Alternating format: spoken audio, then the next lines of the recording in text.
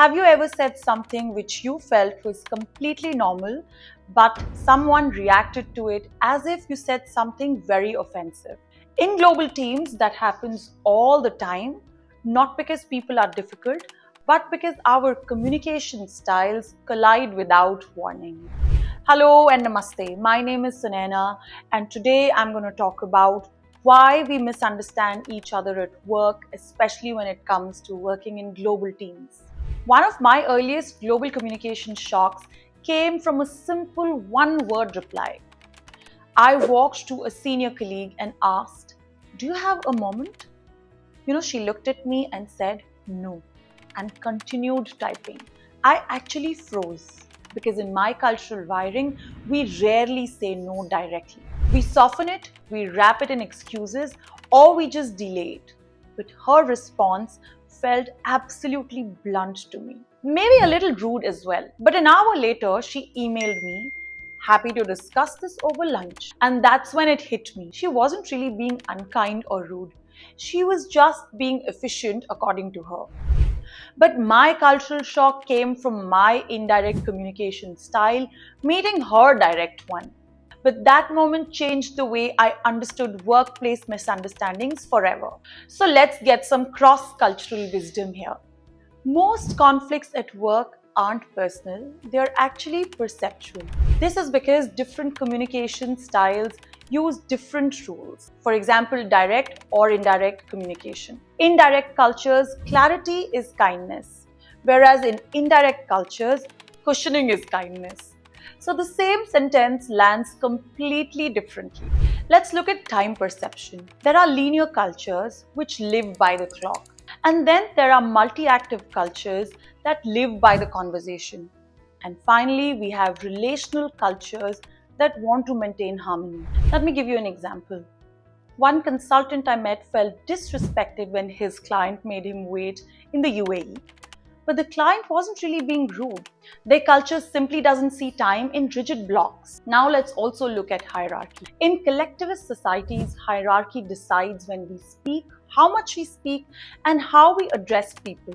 Whereas in flatter cultures, hierarchy barely exists.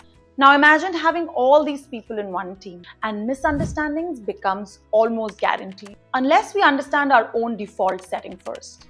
It's not just communication styles, hierarchy, or the perception of time that causes misunderstandings. Let me tell you the fun part.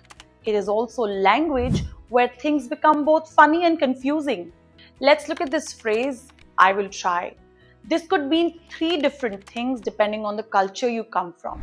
In some cultures, it could mean, "I won't do it, but I'm too polite to say it." In other cultures, it could mean, "I need approval or clarity before I commit."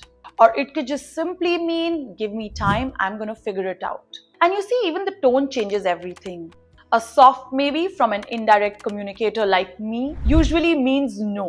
A blunt no from a direct communicator often means not right now. Well, I've seen entire teams spiral because a single phrase was interpreted through different cultural filters and lenses. And you see, it's never really about the words. It's about the meaning behind that word. Let's also look at festivals. Well, festivals also shape communication in ways we don't notice. Two people can wish each other well, but the emotion behind the greeting can be completely different. As a Punjabi, Lodi, for example, for me is laughter, bonfire, music, and community. And on the same day, someone else in my country would be celebrating Pongal with gratitude and ritual. And then there are others who celebrate this as Uttarayan, a day of kites. Imagine this in a global scenario where there are so many festivals. A cheerful, happy Good Friday can sound so insensitive to someone from a culture where the day is observed as mourning. Same phrase, different emotional temperature.